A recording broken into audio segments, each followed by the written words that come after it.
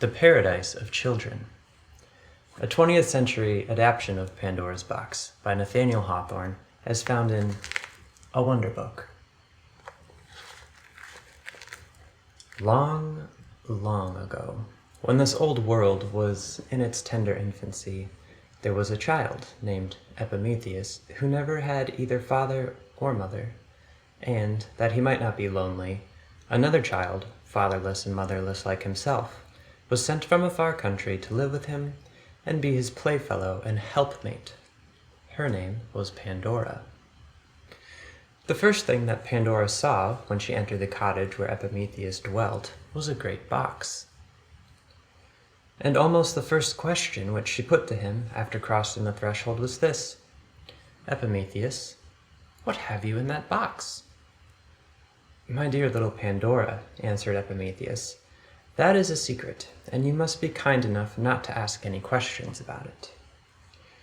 The box was left here to be kept safely, and I do not myself know what it contains." "But who gave it to you?" asked Pandora, "and where did it come from?" "That is a secret too," replied Epimetheus. "How provoking!" exclaimed Pandora, pouting her lip. "I wish the great ugly box were out of the way." "Oh, come, don't let us think of it any more," cried Epimetheus. "Let us run out of doors and have some nice play with the other children." It is thousands of years since Epimetheus and Pandora were alive, and the world, nowadays, is a very different sort of thing from what it was in their time. Then, everybody was a child. They needed no fathers and mothers to take care of the children, because there was no danger, no trouble of any kind, and no clothes to be mended, and there was always plenty to eat and drink. Whenever a child wanted his dinner, he found it growing on a tree, and if he looked at the tree in the morning, he could see the expanding blossom of that night's supper, or, at eventide, he saw the tender bud of tomorrow's breakfast.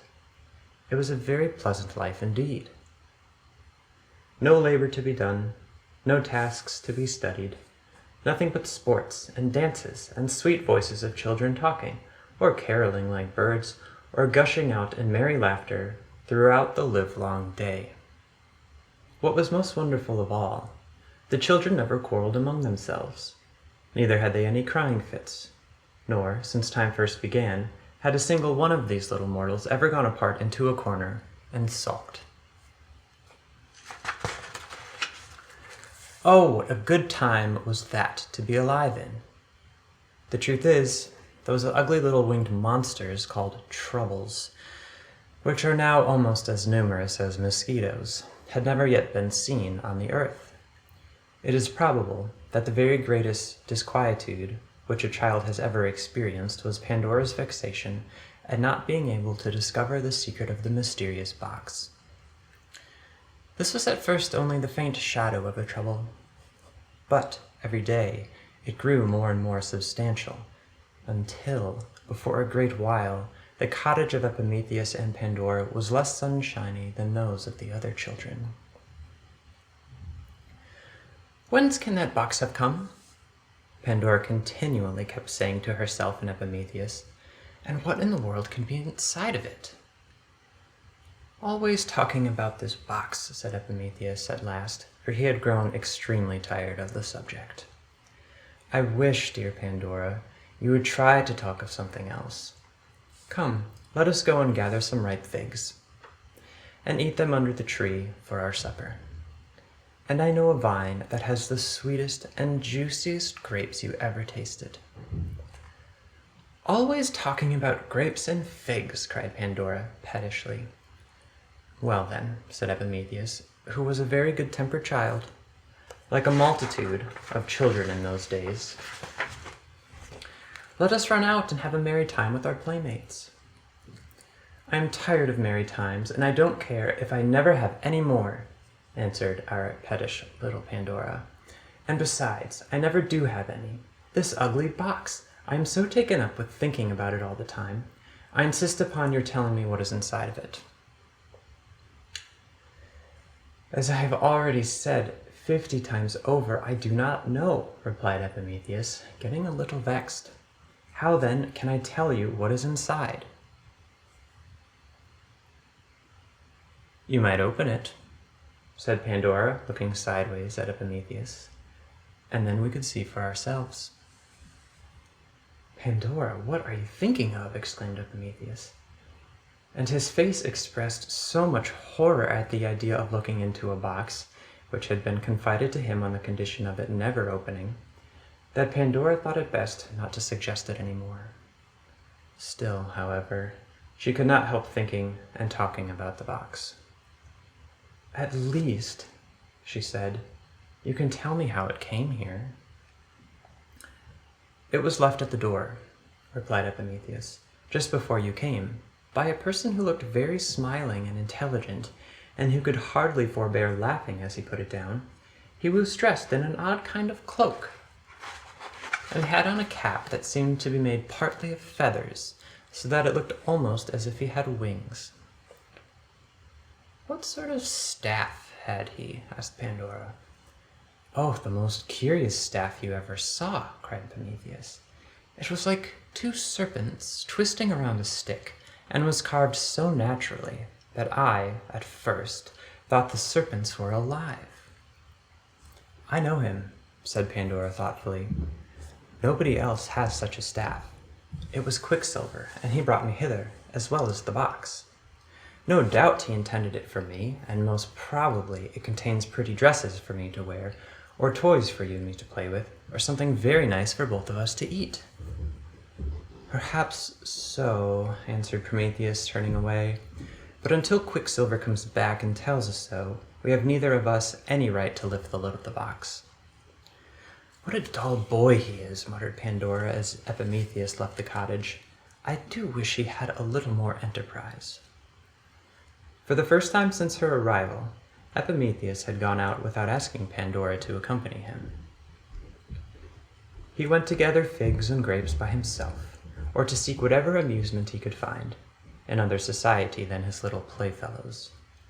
He was tired to death of hearing about the box, and heartily wished that Quicksilver, or whatever the messenger's name, had left it at some other child's door, where Pandora would never have set eyes on it.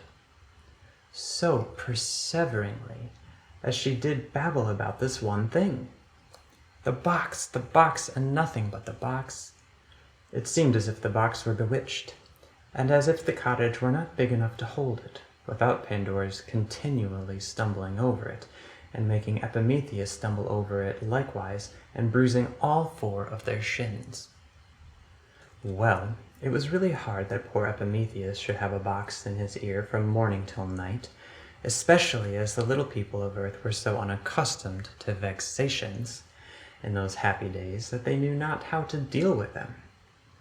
Thus, a small vexation made as much disturbance then as a far bigger one would in our own times.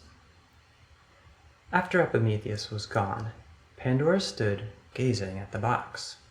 She had called it ugly above 100 times, but in spite of all that she had said against it, it was positively a very handsome article of furniture, and would have been quite an ornament to any room in which it should be placed.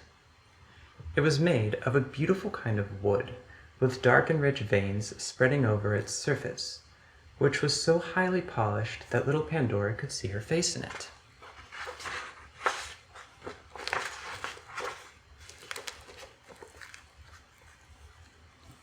As the child had no other looking-glass, it is odd that she did not value the box merely on this account. The edges and corners of the box were carved with most wonderful skill. Around the margin there were figures of graceful men and women, and the prettiest children ever seen, reclining or sporting amid a profusion of flowers and foliage. And these various objects were so exquisitely represented, and were wrought together in such harmony, that flowers, foliage, and human beings seemed to combine into a wreath of mingled beauty. But here and there, peeping forth from behind the carved foliage, Pandora once or twice fancied that she saw a face not so lovely, or something or other that was disagreeable, and which stole the beauty out of all the rest. Nevertheless, upon looking more closely and touching the spot with her finger, she could discover nothing of the kind. Some face that was really beautiful had been made to look ugly by her catching a sideway glimpse at it. The most beautiful face of all was done in what is called high relief, in the center of the lid. There was nothing else save the dark, smooth richness of the polished wood, and this one face in the center with a garland of flowers about its brow.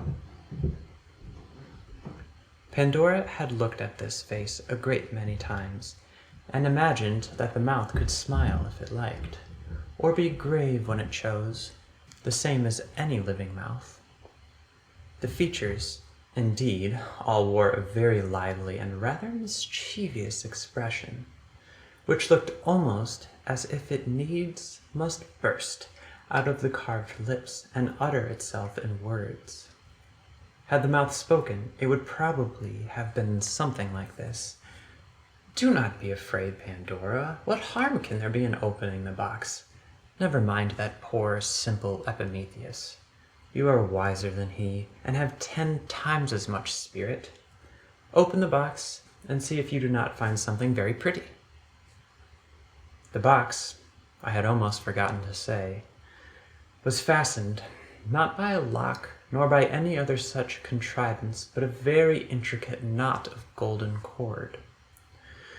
There appeared to be no end to this knot, and no beginning. Never was a knot so cunningly twisted, nor with so many ins and outs, which roguishly defied the skillfulest fingers to disentangle them.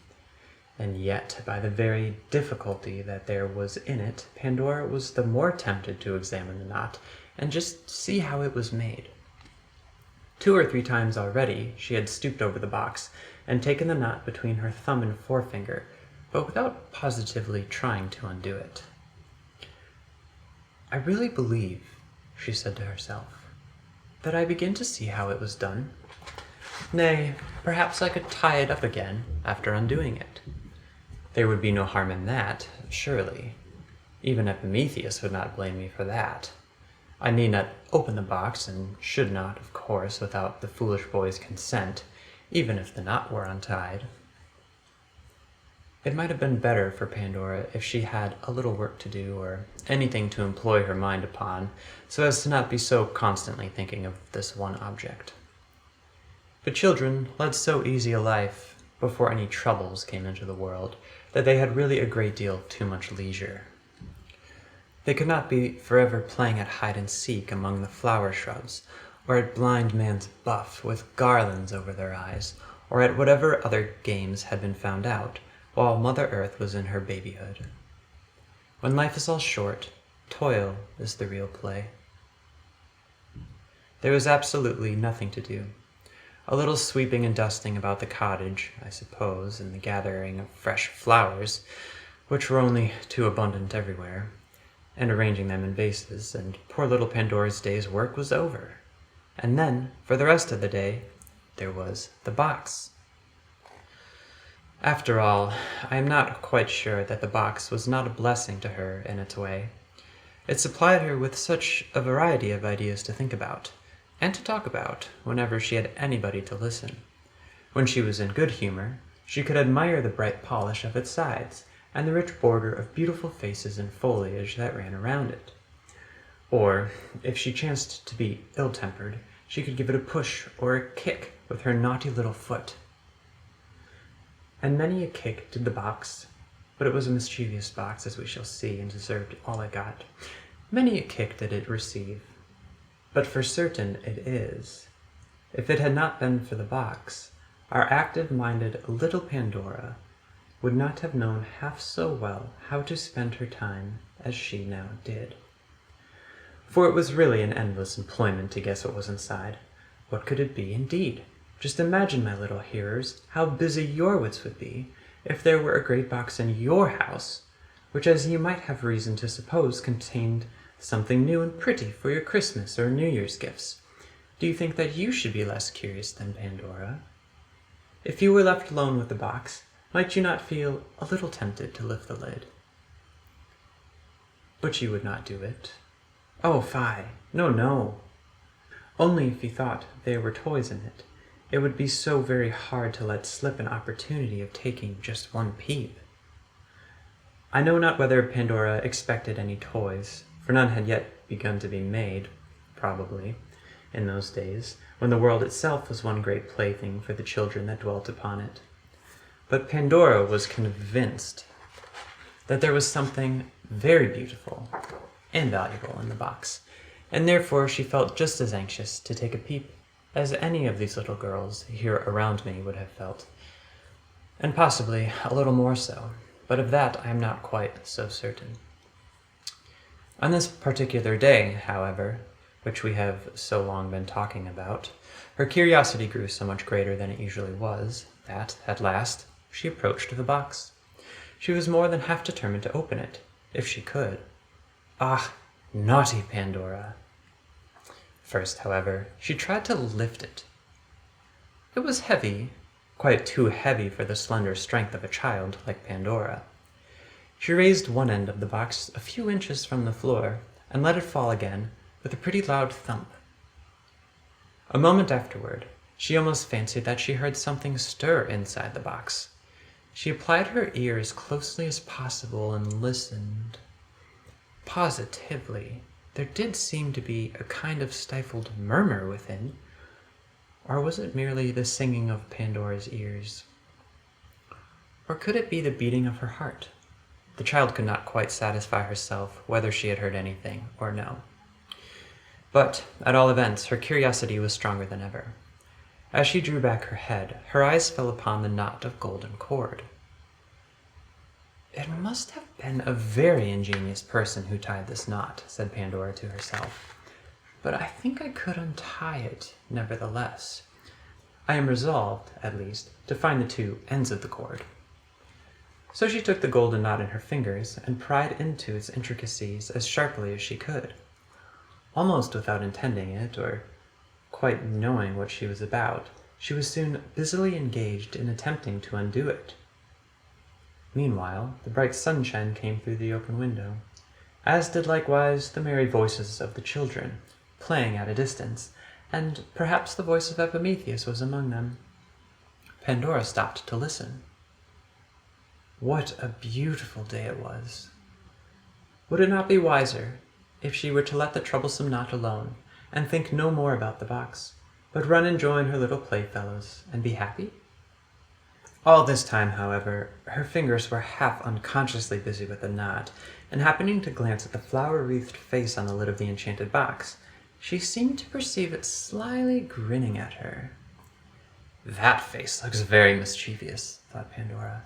"I wonder whether it smiles because I am doing wrong. I have the greatest mind in the world to run away."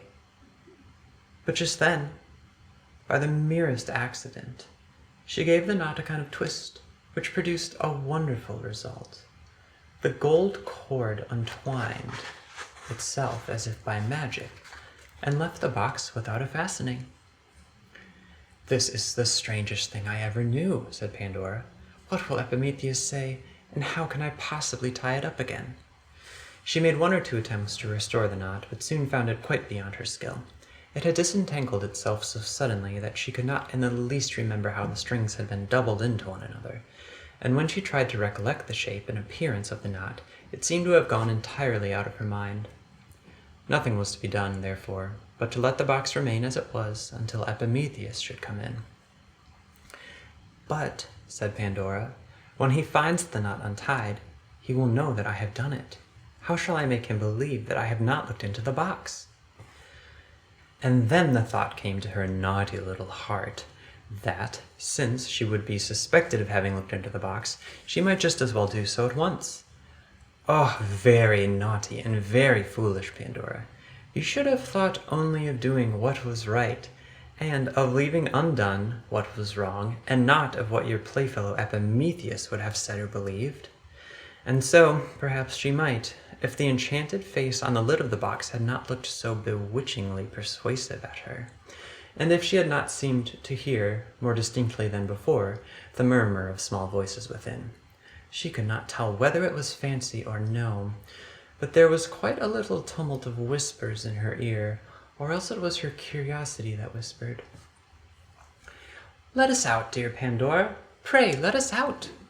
We will be such nice pretty playfellows for you. Only let us out." "What can it be?" thought Pandora. "Is there something alive in the box? Well, yes, I am resolved to take just one peep. Only one peep, and then the lid shall be shut down as safely as ever. There cannot possibly be any harm in just one little peep." But it was now time for us to see what Epimetheus was doing. This was the first time, since his little playfellow had come to dwell with him, that he had attempted to enjoy any pleasure in which she did not partake. But nothing went right, nor was he nearly so happy as on other days. He could not find a sweet grape or a ripe fig. If Epimetheus had one fault, it was a little too much fondness for figs. Or, if ripe at all, they were overripe and so sweet as to be cloying. There was no mirth in his heart, such as usually made his voice gush out, of its own accord, and swell the merriment of his companions. In short, he grew so uneasy and discontented that the other children could not imagine what was the matter with Epimetheus. Neither did he himself know what ailed him, any better than they did. For you must recollect that at the time we are speaking of, it was everybody's nature and constant habit to be happy. The world had not yet learned to be otherwise. Not a single soul or body since these children were first sent to enjoy themselves on the beautiful earth had ever been sick or out of sorts. At length, discovering that, somehow or other, he had put a stop to all the play, Epimetheus judged it best to go back to Pandora, who was in a humor better suited to his own. But, with the hope of giving her pleasure, he gathered some flowers and made them into a wreath, which he meant to put upon her head. The flowers were very lovely, roses and lilies, and orange blossoms and a great many more, which left a trail of fragrance behind as Epimetheus carried them along, and the wreath was put together with as much skill as could reasonably be expected of a boy. The fingers of little girls, it has always appeared to me, are the fittest to twine flower wreaths, but boys could do it in those days rather better than they can now. And here I must mention that a great black cloud had been gathering in the sky for some time past, although it had not yet overspread the sun. But just as Epimetheus reached the cottage door, this cloud began to intercept the sunshine, and thus to make a sudden and sad obscurity. He entered softly, for he meant, if possible, to steal behind Pandora and fling the wreath of flowers over her head before she should be aware of his approach. But, as it happened, there was no need of his treading so very lightly. He might have trod as heavily as he pleased, as heavily as a grown man, as heavily, I was going to say, as an elephant, without much probability of Pandora's hearing his footsteps. She was too intent upon her purpose. At the moment of his entering the cottage, the naughty child had put her hand to the lid and was on the point of opening the mysterious box. Epimetheus beheld her. If he had cried out, Pandora would probably have withdrawn her hand, and the fatal mystery of the box might never have been known. But Epimetheus himself, although he said very little about it, had his own share of curiosity to know what was inside. Perceiving that Pandora was resolved to find out the secret, he determined that his playfellow should not be the only wise person in the cottage, and if there were anything pretty or valuable in the box, he meant to take half of it to himself. Thus, after all his sage speeches to Pandora about restraining her curiosity, Epimetheus turned out to be quite as foolish and nearly as much in fault as she. So whenever we blame Pandora for what happened, we must not forget to shake our heads at Epimetheus likewise. As Pandora raised the lid, the cottage grew very dark and dismal, for the black cloud had now swept quite over the sun and seemed to have buried it alive. There had, for a little while past, been a low growling and muttering, which all at once broke into a heavy peal of thunder. But Pandora, heeding nothing of this, lifted the lid nearly upright, and looked inside. It seemed as if a sudden swarm of winged creatures brushed past her, taking flight out of the box, while, at the same instant, she heard the voice of Epimetheus, with a lamentable tone as if he were in pain. "Oh, I am stung!" he cried. "I am stung! Naughty Pandora, why have you opened this wicked box?" Pandora let fall the lid, and, starting up, looked about her to see what had befallen Epimetheus. The thundercloud had so darkened the room that she could not very clearly discern what was in it, but she heard a disagreeable buzzing, as if a great many huge flies, or gigantic mosquitoes, or those insects which we call door bugs, or pinching dogs, were darting about. And, as her eyes grew more accustomed to the imperfect light, she saw a crowd of ugly little shapes, with bats' wings, looking abominably spiteful, and armed with terribly long stings in their tails. It was one of these that had stung Epimetheus. Nor was it a great while before Pandora herself began to scream, in no less pain and affright than her playfellow, and making a vast deal more hubbub about it. An odious little monster had settled on her forehead, and would have stung her, I know not how deeply, if Epimetheus had not run and brushed it away. Now, if you wish to know what these ugly things might be, which had made their escape out of the box, I must tell you that they were the whole family of earthly troubles. There were evil passions, there were a great many species of cares, there were more than 150 sorrows, there were diseases in a vast number of miserable and painful shapes, there were more kinds of naughtiness than it would be of any use to talk about. In short, everything that had since afflicted the souls and bodies of mankind had been shut up in the mysterious box, and given to Epimetheus and Pandora to be kept safely, in order that the happy children of the world might never be molested by them. Had they been faithful to their trust, all would have gone well. No grown person would ever have been sad, nor any child have had cause to shed a single tear from that hour until this moment. But, and you may see by this how a wrong act of any one mortal is a calamity to the whole world, by Pandora's lifting the lid of that miserable box, and by the fault of Epimetheus too, in not preventing her, these troubles have obtained a foothold among us, and do not seem very likely to be driven away in a hurry. For it was impossible, as you will easily guess, that the two children should keep the ugly swarm in their own little cottage. On the contrary, the first thing that they did was to fling open the doors and windows in hopes of getting rid of them, and sure enough, away flew the winged troubles all abroad, and so pestered and tormented the small people everywhere about that none of them so much as smiled for many days afterwards. And, what was very singular, all the flowers and dewy blossoms on earth, not one of which had hitherto faded, now began to droop and shed their leaves after a day or two. The children, moreover, who before seemed immortal in their childhood, now grew older day by day, and came soon to be youths and maidens and men and women by and by, and aged people before they dreamed of such a thing. Meanwhile, the naughty Pandora and hardly less naughty Epimetheus remained in their cottage. Both of them had been grievously stung, and were in a good deal of pain, which seemed the more intolerable to them because it was the very first pain that had ever been felt since the world began. Of course, they were entirely unaccustomed to it, and could have no idea what it meant. Besides all this, they were in exceedingly bad humor, both with themselves and with one another. In order to indulge it to the utmost, Epimetheus sat down sullenly in a corner with his back toward Pandora, while Pandora flung herself upon the floor and rested her head on the fatal and abominable box. She was crying bitterly and sobbing as if her heart would break.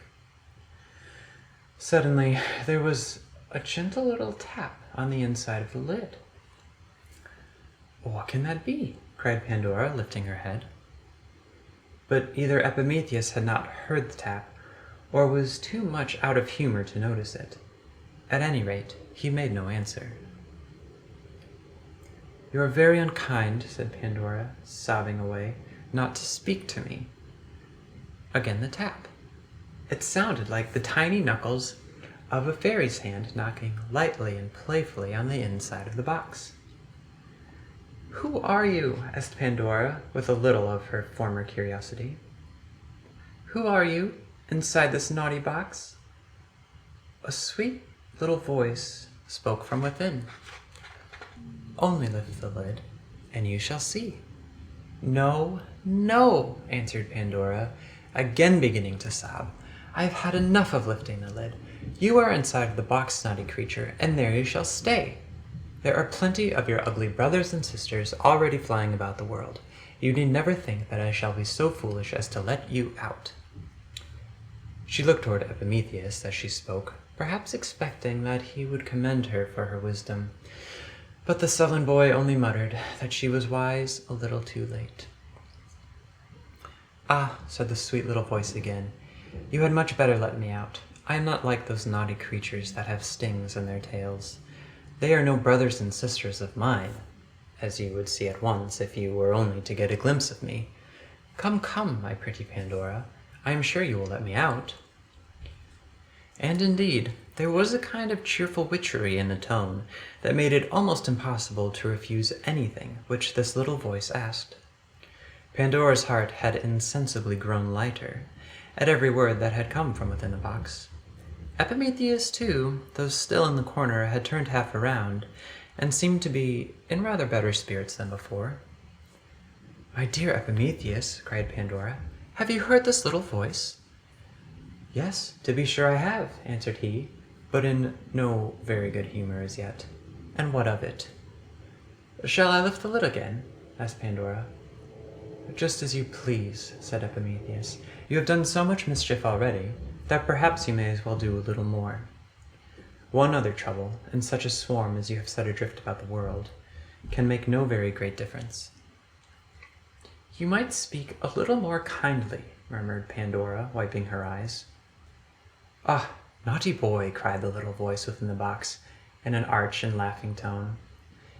He knows he is longing to see me. Come, my dear Pandora, lift the lid. I am in a great hurry to comfort you. Only let me have some fresh air, and you shall soon see that matters are not quite so dismal as you think them. Epimetheus, exclaimed Pandora, come what may, I am resolved to open the box. And as the lid seems very heavy, cried Epimetheus, running across the room, I will help you. So, with one consent, the two children again lifted the lid. Out flew a sunny and smiling little personage, and hovered about the room, throwing a light wherever she went.